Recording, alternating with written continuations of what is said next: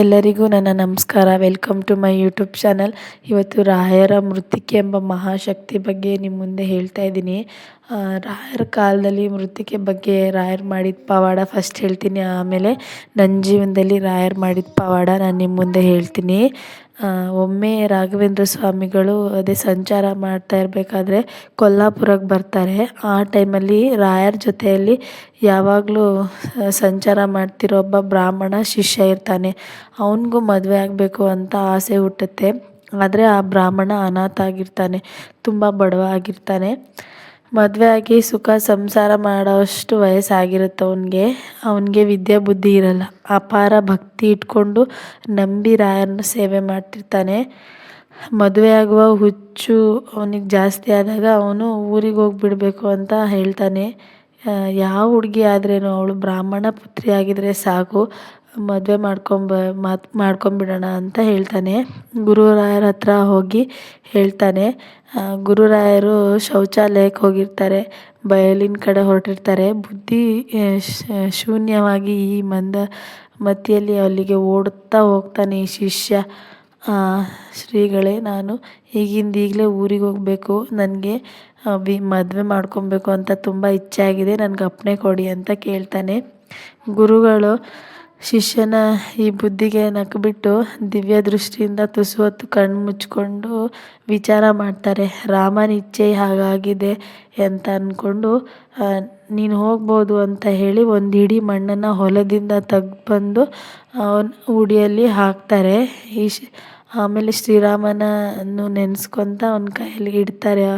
ಆ ತರುಣ ಬ್ರಾಹ್ಮಣ ಅತ್ಯಂತ ಶ್ರದ್ಧೆಯಿಂದ ಭಕ್ತಿಯಿಂದ ಅದನ್ನು ಸ್ವೀಕಾರ ಮಾಡ್ತಾನೆ. ಅವನ ಪಂಚೆಯಲ್ಲಿ ಕಟ್ಕೊಂಡು ಗುರುಗಳನ್ನ ನಮಸ್ಕಾರ ಮಾಡಿಬಿಟ್ಟು ಊರಿಗೆ ಹೊರಟೇ ಬಿಡ್ತಾನೆ. ದಾರೀಲಿ ನಡೀತಿರ್ಬೇಕಾದ್ರೆ ಸಂಜೆ ಆಗೋಗುತ್ತೆ. ಸೂರ್ಯ ಮುಳುಗೋ ಹೊತ್ತು, ಕತ್ಲಾಗಿಬಿಡುತ್ತೆ. ಕತ್ತಲಲ್ಲಿ ಮುಂದೆ ಪ್ರಯಾಣ ಮಾಡೋದು ಸರಿಯಲ್ಲ ಅಂತ ಅವನು ಒಂದು ಊರಲ್ಲಿ ತಂಗ್ತಾನೆ. ಅಲ್ಲಿ ಒಂದು ದೊಡ್ಡ ಮನೆ ನೋಡ್ತಾನೆ. ಆ ಮನೆ ಬಾಗಿಲು ಹಾಕಿರ್ತಾರೆ. ಮಧ್ಯರಾತ್ರಿ ಅಲ್ಲಿ ಎಲ್ಲರೂ ಮಲ್ಕೊಂಡಿರ್ತಾರೆ ಅಂತ ಬ್ರಾಹ್ಮಣ ಆ ಮನೆ ಜಗಲಿ ಮೇಲೇ ಪಂಚೆ ಹಾಸ್ಕೊಂಡು ಮಲ್ಕೊಂಡಿರ್ತಾನೆ. ಮಲ್ಕೊಂಡಿರ್ಬೇಕಾದ್ರೆ ನಿದ್ದೆಗೆ ಜಾರಿ ಬಿಡ್ತಾನೆ. ಆವಾಗ ಆ ಮನೆಯ ದೇಸಾಯಿ ಹೆಂಡತಿಗೆ ಪ್ರಸವ ವೇದನೆ ಅಂದರೆ ಡೆಲಿವರಿ ಪೇಯ್ನ್ ಸ್ಟಾರ್ಟ್ ಆಗುತ್ತೆ. ಅವಳು ಪ್ರಸವಿಸಿದ 9 ಮಕ್ಕಳು ಹುಟ್ಟಿತಾನೆ ಸತ್ತೋಗಿರ್ತವೆ. ಮನೆಯಲ್ಲಿ ಹುಟ್ಟಿದ ಮಕ್ಕಳೆಲ್ಲ ಸಾಯ್ತಿರ್ಬೇಕಾದ್ರೆ ಮನೆಯವರು ಈ ಮಗುನಾದರೂ ಬದುಕುಳಿಲಿ ಅಂತ ಭಗವಂತನ ಹತ್ರ ಬೇಡ್ತಿರ್ಬೇಕಾದ್ರೆ 12 ಗಂಟೆ ಮಧ್ಯರಾತ್ರಿಲಿ ದೇಸಾಯಿ ಹೆಂಡತಿಗೆ ಡೆಲಿವರಿ ಆಗುತ್ತೆ. ಗಂಡು ಮಗು ಹುಟ್ಟುತ್ತೆ. ಮನೆಯವರೆಲ್ಲ ಖುಷಿಯಿಂದ ಕುಣಿದಾಡ್ತಿರ್ತಾರೆ. ಆದರೆ ಮಗು ಹುಟ್ಟೋ ದಾರಿನೇ ಕಾಯ್ತಿರೋ ಬ್ರಹ್ಮ ರಾಕ್ಷಸ ಆ ಮಗುನ ತಿನ್ನೋಕ್ಕೆ ಮನೆ ಒಳಗಡೆ ಹೋಗೋಕ್ಕೆ ಬರ್ತಾನೆ. ಆದರೆ ರಾಯರ ಮೃತ್ತಿಕೆ ಎತ್ಕೊಂಡು ಮಲಗಿರೋ ಶಿಷ್ಯನ ರಾಯರ ಮೃತ್ತಿಕೆ ಶಕ್ತಿಯಿಂದ ಅವನಿಗೆ ಒಳಗಡೆ ಹೋಗೋಕೆ ಆಗ್ತಾ ಇರಲಿಲ್ಲ. ಆವಾಗ ಅವನು ಕೇಳ್ಕೊತಾನೆ, ನನ್ನ ದಾರಿಗೆ ನೀನು ಯಾಕೆ ಅಡ್ಡ ಬಂದಿದ್ಯಾ?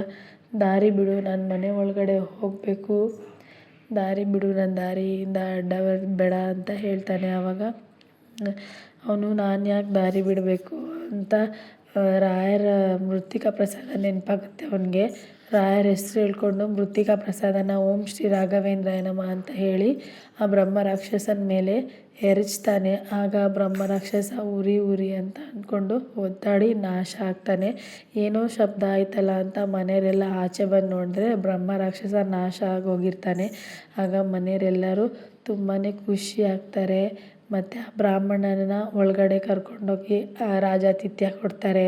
ಆಮೇಲೆ ನಡೆದಿರೋ ವಿಷಯನೆಲ್ಲ ತಿಳ್ಕೊತಾರೆ. ರಾಯರು ತಮ್ಮ ದಿವ್ಯ ದೃಷ್ಟಿಯಿಂದ ನಮ್ಮ ಸಮಸ್ಯೆಗೆ ಇವ್ರನ್ನ ಕಳಿಸಿದ್ದಾರೆ ಅಂತ ಖುಷಿ ಪಡ್ತಾರೆ. ಆಮೇಲೆ ಅವ್ರನ್ನ ಅದೇ ಮನೇಲಿ ಉಳ್ಕೊಳ್ಳೋಕ್ಕೆ ಕೇಳ್ಕೊತಾರೆ ಶಿಷ್ಯನಿಗೆ. ಹಾಗೆ ದೇಸಾಯಿ ಅಣ್ಣನ ಮಗಳನ್ನು ಕೊಟ್ಟು ಮದುವೆ ಮಾಡಿ ದನ ಕನಕ ಕೊಟ್ಟು ಇರೋಕ್ಕೆ ಎಲ್ಲ ರೀತಿಯಲ್ಲೂ ವ್ಯವಸ್ಥೆ ಮಾಡಿ ಕೊಡ್ತಾರೆ. ರಾಯರ ಹಸ್ತದಿಂದ ಅದು ಮಣ್ಣು ಕೂಡ ಚಿನ್ನ ಆಗಿರುತ್ತೆ. ಹಾಗಾಗಿ ಈ ರಾಯರ ಮೃತ್ತಿಕಾ ಪ್ರಸಾದದಿಂದ 4 ಸಮಸ್ಯೆಗಳು ಒಟ್ಟಿಗೆ ಬಗೆಹರಿತು. ಒಂದು ಮಗು ಉಳಿತು, ಬ್ರಹ್ಮ ರಾಕ್ಷಸ ನಾಶ ಆಯಿತು, ಆ ಬ್ರಾಹ್ಮಣನ ದಾರಿದ್ರ್ಯತನ ದೂರ ಆಯಿತು.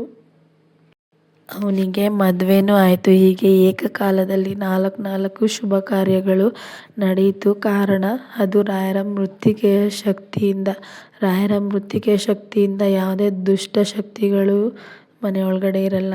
ರೋಗದಿಂದ ವಿಮುಕ್ತಿ ಆಗ್ತಾರೆ, ಕೆಟ್ಟ ಕನಸು ನಿಲ್ಲುತ್ತೆ.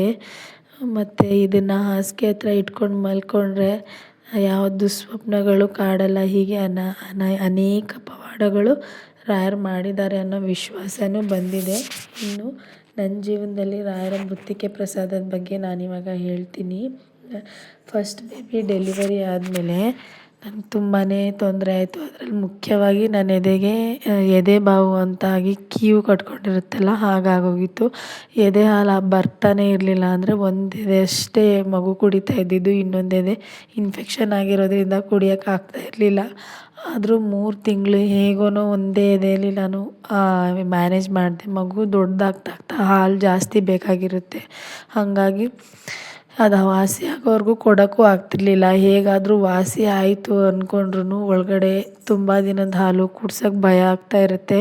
ಆಗ ನಾನೇನು ಮಾಡಿದೆ, ರಾಯರ ಹತ್ರ ಬೇಡಿಕೊಂಡು ಮೃತ್ತಿಕೆ ಪ್ರಸಾದ ಕುಡಿದೆ. ಆಮೇಲೆ ಮಗುಗೆ ಹಾಲು ಚೆನ್ನಾಗಾಯಿತು. ಮಗುಗೆ ಯಾವ ಅನಾರೋಗ್ಯನೂ ಬರಲಿಲ್ಲ. ಕಾರಣ ರಾಯರ ಮೃತ್ತಿಕೆ ಪ್ರಸಾದ ಮಗುಗೆ ಭೇದಿ ಆಗಲಿ, ಒಂದು ಸಣ್ಣ ಜ್ವರ ಆಗಲಿ ಏನೂ ತೊಂದರೆ ಆಗಲಿಲ್ಲ. ಅದಾದಮೇಲೆ ನನ್ನ ಮಗುಗೆ 2 ಎದೆನೂ ಕುಡಿಸೋ ಹಾಗಾಯಿತು. ಅವಳು ಆಮೇಲೆ ಚೆನ್ನಾಗಾದ್ಲು. ಅದಕ್ಕೂ ಮುಂಚೆ ಅವಳಿಗೆ ಹಾಲು ಇಲ್ದಿರ ತೂಕನೂ ಏರ್ತಾ ಇರಲಿಲ್ಲ. ತುಂಬಾ ಸಣ್ಣಗಿದ್ಲು. ರಾಯರ ಮೃತ್ತಿಕೆ ಪ್ರಸಾದದಿಂದ ಅವಳಿಗೂ ಒಂಥರ ಮರುಜನ್ಮ ಸಿಕ್ದಂಗಾಯಿತು. ನನ್ನ ಎದೆ ಇನ್ಫೆಕ್ಷನ್ ಎಲ್ಲ ಕಡಿಮೆ ಆಗಿ ಮಗುಗೆ ಎದೆ ಹಾಲು ಕೊಡೋ ಹಾಗಾಯಿತು. ಎಲ್ಲ ರಾಯರ ಮೃತ್ತಿಕೆ ಹೇಗೆ ಬಳಸಬೇಕು ಅಂದರೆ, ಬೆಳಿಗ್ಗೆ ಸ್ನಾನ ಆದಮೇಲೆ 1 ಗ್ಲಾಸ್ ನೀರಿಗೆ ಖಾಲಿ ಹೊಟ್ಟೆನಲ್ಲಿ 1 ಗ್ಲಾಸ್ ನೀರು ತಗೊಂಡು ಅದರಲ್ಲಿ ಸ್ವಲ್ಪ ಮೃತ್ತಿಕೆ ಹಾಕ್ಕೊಂಡು ರಾಯರ ಹತ್ರ ಇಟ್ಟು ಪೂಜೆ ಮಾಡಿ ಆ ಗ್ಲಾಸ್ ಹಿಡ್ಕೊಂಡು ನಮ್ಮ ಸಮಸ್ಯೆ ಹೇಳ್ಕೊಂಡ ನಂತರ ಆ ನೀರನ್ನು ಕುಡಿಯೋದ್ರಿಂದ ನಮ್ಮ ದೇಹದಲ್ಲಿ ನಾವು ಯಾವ ವಿಚಾರಕ್ಕೋಸ್ಕರ ನಾವು ಯಾವ ಸಮಸ್ಯೆ ಬಗೆಹರಿಲಿ ಅಂದ್ಕೊಂಡು ಕುಡ್ದಿರ್ತೀವೋ ಖಂಡಿತ ಅದು ನೆರವೇರುತ್ತೆ. ಯಾಕಂದರೆ ರಾಯರ ಮೃತ್ತಿಕೆಗೆ ಅಷ್ಟೊಂದು ಶಕ್ತಿ ಇದೆ.